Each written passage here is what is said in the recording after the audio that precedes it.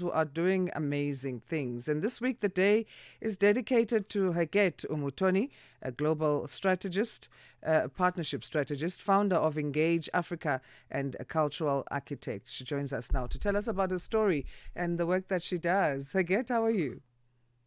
Hi, I'm good, thank you. How are you? I'm good. Thank you so much. And thanks for joining us on Africa Rise and Shine.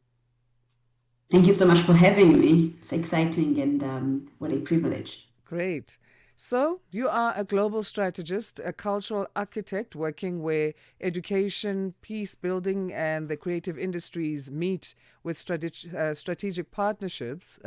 Firstly, how would you describe a cultural architect? I would describe that as somebody who connects the world, who connects the dots, I would say. So they call me a human connector, and essentially I design experiences, I showcase the continent in a different way. I try my best to change the way the world sees Africa and how we see ourselves, which is what the mission of Engage is all about. And what inspired you to be this cultural architect? Oh, I grew up between two different worlds. I'm from Rwanda, and Rwanda with all the weight of its history and resilience. And I also grew up in Switzerland, which gave me a structure, stability, and exposure. I went later on to the university in the UK, and over the years, I traveled. My travel across Africa and beyond gave me a sense of deeper understanding of our continent diversity, potential, and place in the world. So from a young age, reading was a window into possibilities. So my father would offer me books from African authors, and that really developed my love for the continent, my curiosity for the continent, and helped me see how our continent's richness and complexity long before I experienced it firsthand.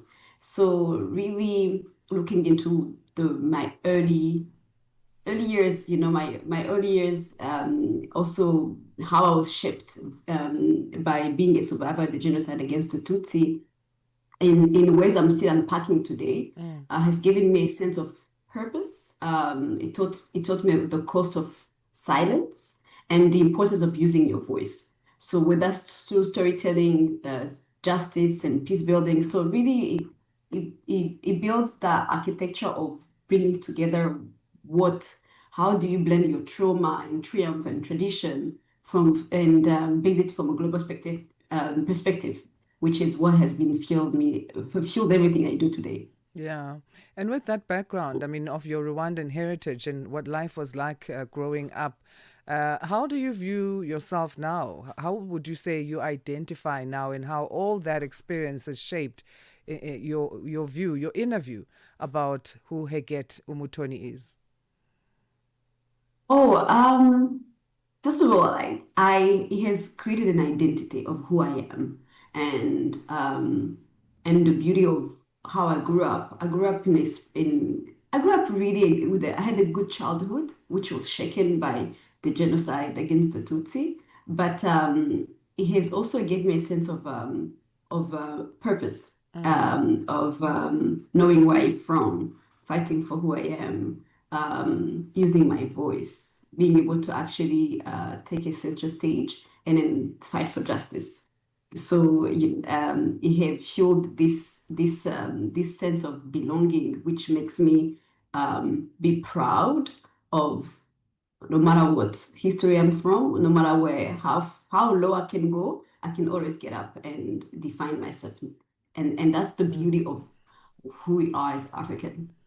So then, how do you come to decide on settling on or at Geneva, Switzerland, as your home? Talk to us about that part of your story. I come from a blended family. From I went to Switzerland in 1999. My mother was living in Switzerland, so I was able to join. I was quite young during the genocide, and I went to Switzerland for a quite young age. So that's how I found myself in Switzerland to join my mother, and that life as well, like reshaped also my global perspective, and and who I am today. And then, Mm. span my career in that way. And I guess that partly answers my next question, which is taking from your Geneva side of experience and then your Rwandan ethnicity. Does it matter to you that you are this global citizen, that you are well traveled and exposed to different cultures in order to effectively deliver on the work that you do, especially on forming strategic partnerships for creative expression and peace building?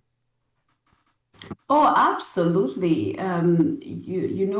If you're not curious and exposed, you can bring from the both coins of the world. So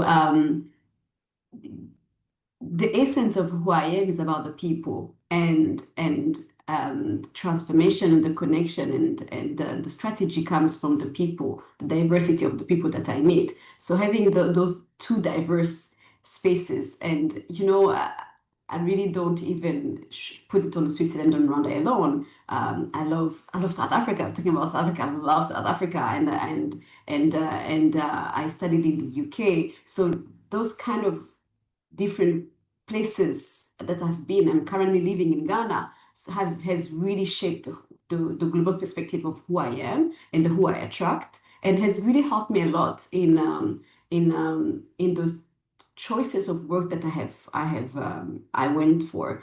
For example, I went to study in the UK simply because I wanted to speak and be bilingual, actually trilingual, speak English.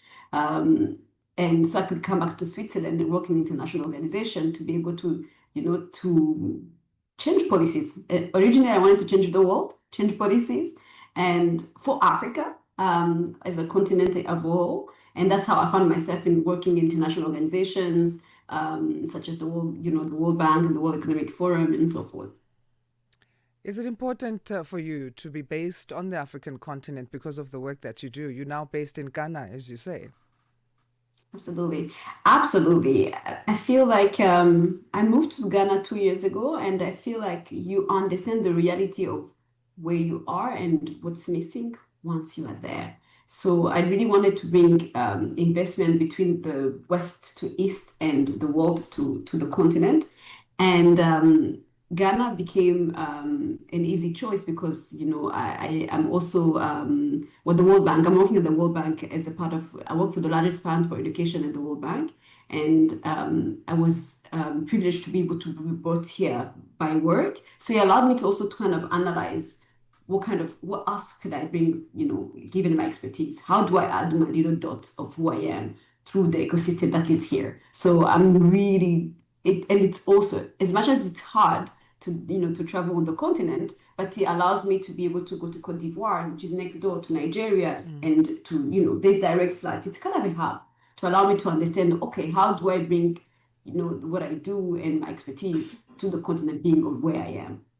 Right. It's 15 minutes past 8 Central African time. If you've just joined us on Africa Rise and Shine, we're in conversation with Huguette Umutoni, a global strategist and cultural architect, also founder of Engage Africa. She's our Wednesday Spotlight guest. So, you founded Engage Africa, Huguette, an advisory firm that connects Africa's visionaries to global platforms, partnerships, and investments. Tell us more about this platform. So Engage Africa is a boutique strategic advisory that connects African visionaries to global platform partnerships, investment, and really shifting narrative and unlocking influence. Essentially, given the fact that, from 12, I was in Switzerland, I have always wanted to, people would ask me, so how is, living on the continent? Do you have big houses? Do you meet lions? I went to a ski session when I was young, and this lady, it was really not, it was not ignorance. It really was the lack of how we are seeing, how she was being seen. She was shown the continent. And now I told her, we have we are most privileged, and we have of course, there's two sides. And I really, from that young age, it made me realize that, if I'm not the one, it starts from home. If Mm. you're not changing, the way we think about ourselves, the way we showcase the continent.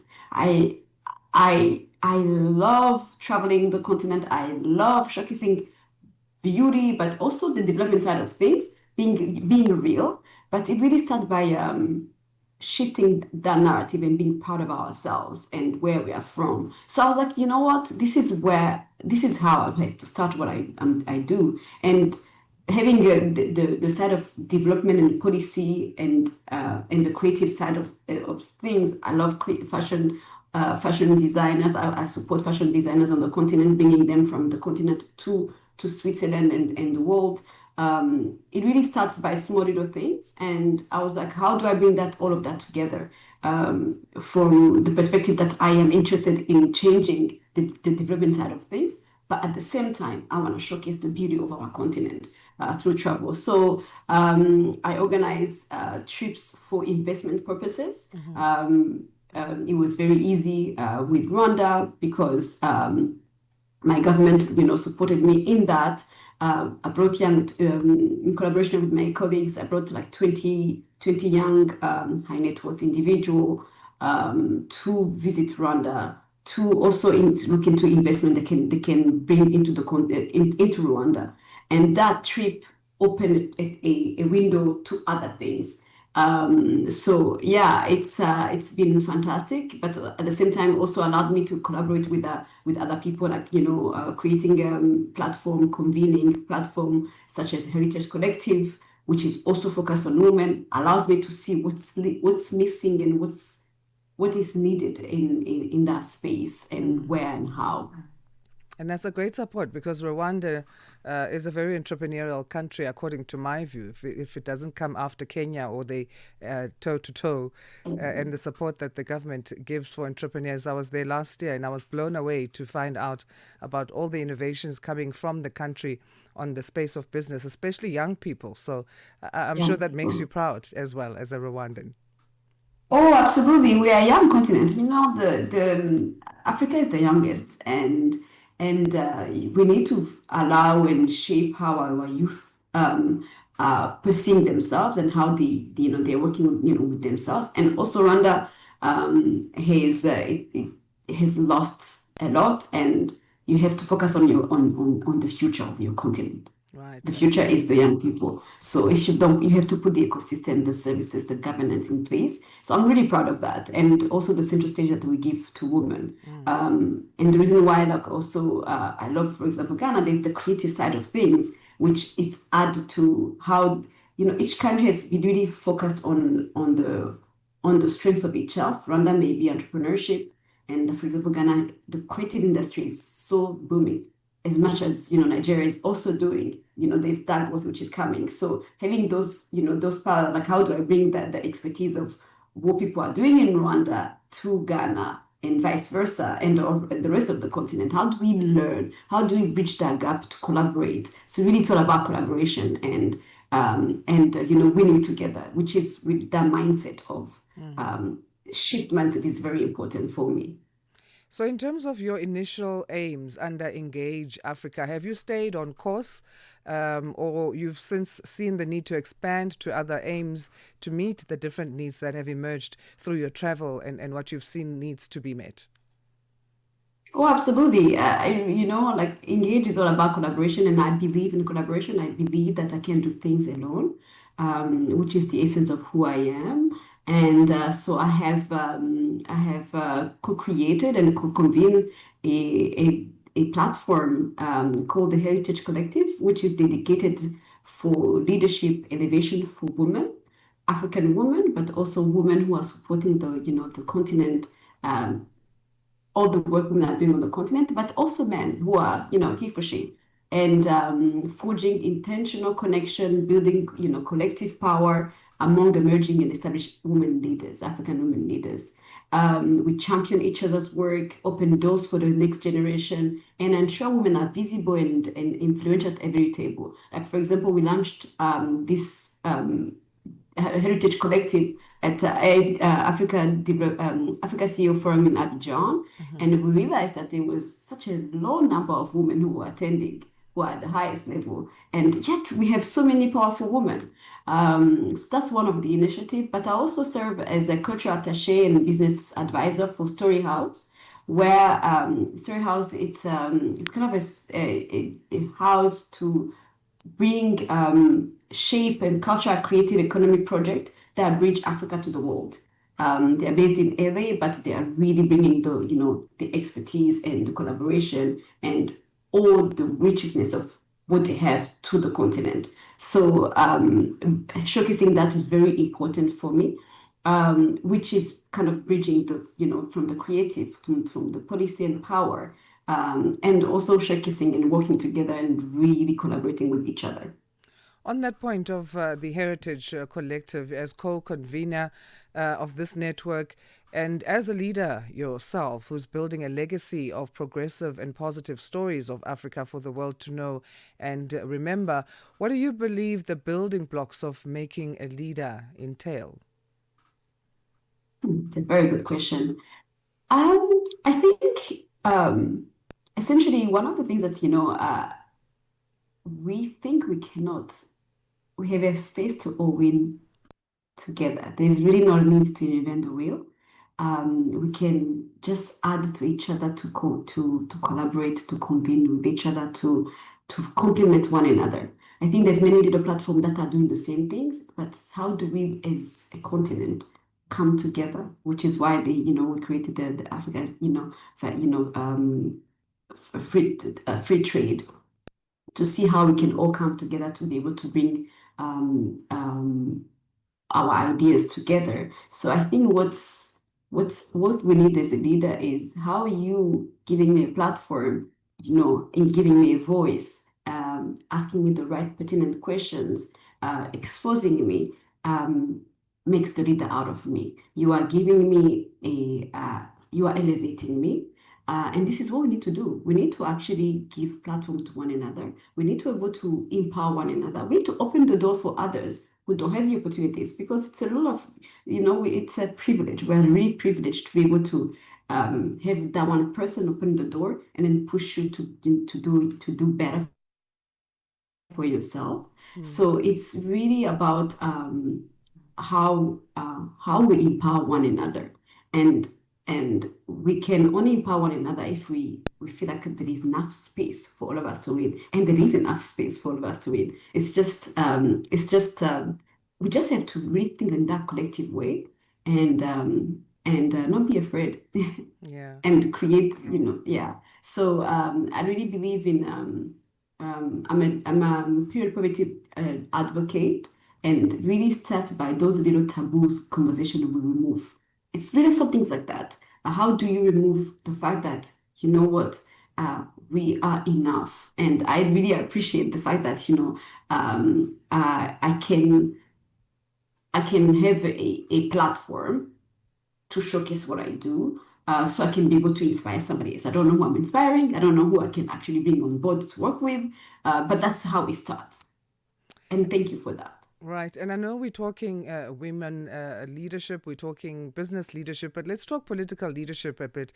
In your home country, Rwanda, you observed Liberation Day last month on the 4th of July, and there's a lot happening in the country with mediated peace talks, a remembrance of the end of war, the civil war that you touched on earlier, while another war rages with the M23 rebels. Is there much to celebrate in how far Rwanda has come, in your view, in leadership, particularly on those peace building efforts? Absolutely. I mean, Rwanda, 31 years is nothing. And if you go back into where the country was before and the division that was in the country, you can see that, we have come a long way. And even to be proud to say that we are Rwandan. Um, so, I'm very proud of my president. I'm very proud of the government and the work they have done. I'm very proud to say that, you know what, I'm Rwandan and I have survived and I can dream out loud. Having a whole generation that can dream out loud is powerful. And not only that, you can see the economic growth. You can see, we walk on the streets with no worries. We don't work on, behind our shoulders. But that took a lot of time. That took a lot of a lot of sacrifices to get where we are today. And having grown up, you remember in the before and now. I remember, being afraid. We were called cockroaches, and so there is no that anymore. And there is businesses. Rwanda is booming, and the most important thing, there's a security. People can study, there's a health system that's and there is investment that's coming into the country. Mm. It's what it come to the political instability around us that cannot be stopped, but because we also have, unfortunately, given the division of the borders, the colonizers didn't help us. We have to protect our borders. We have to protect our people, and so that's all I can say in terms of like when it comes to celebrating where we are. Of course, we have to celebrate where we come from. Of Yeah. course, we have to celebrate the growth we have come from, but we also have to protect, our nations from in within the country. But M23 is about DRC, so there's not much I can say about that. Right, as you've said before, you've worked with the World Bank, the World Economic Forum, Gavi, the Vaccine Alliance, and currently the Global Partnership for Education, which is the largest fund for education at the World Bank. What is of utmost importance to you when it comes to championing for educational causes? And do you have specific age groups of interests on this particular part? Absolutely. We focus on early childhood education, because, as you know, the basics changes everything. Currently, the Global Partnership for Education give grants to lower income countries for countries to give 20%, at least 20% of their national budget to education. So my portfolio is about really bringing celebrities and heads of state to champion education on that sense. And it's very important to look at marginalized communities who don't have access to education, whether it's because of, lack of accessibility. There is young girls who are still, there's a gap, like, mentality of, girls shouldn't be into school. Now we see a shift of, because we have focused a lot on girls, now there is young boys who are falling into the trap and not going to school. So, looking into those those bottlenecks of the young people who don't have access to education. How do we support those, the basics? So it's really about early childhood education, yes. Just briefly, because we, And yes, yes. yeah, and for heads of states, it's very important for our continent, for our heads of state of Africa to really invest in education, talk about education, and to give that 20% of national, domestic financing on education. Yes, we've run out of time completely, but I need to ask on this particular topic, the Vaccine Alliance, Gavi, that you've worked with. What are some of the challenges you've seen that form barriers to access to immunization on our continent? Because the goal of this alliance is to increase access to immunization in poor countries. So it's finances, Mm. finances, finances, finances, and polio was eradicated in Africa because the Bill Gates Foundation was able to give, to dedicate specifically finances on that. So one of the key issues is finances and awareness. How do we, some people refuse it, refuse vaccines, but essentially what's lacking is developing spaces for ourselves to create our own vaccines and, education around that and finances. Huguette, it's been such a pleasure chatting to you. I feel like it was 2 minutes instead of 25. Because there's still so much that we could have gone into, and there's so many hats that you wear, but you do continue to inspire us. I know you said you don't know who you inspire because you don't sometimes see the faces or you don't get those testimonials, but I'm giving you one right now. You are such a great leader for our continent, and thank you for the work that you do. Please continue to champion on. Thank you so, so much for having me on, me and Peter. Have a Thank lovely you. day. Huguette Umutoni is a global strategist, a cultural architect, and founder of Engage Africa. Let's get our news headlines at 8:31 Central African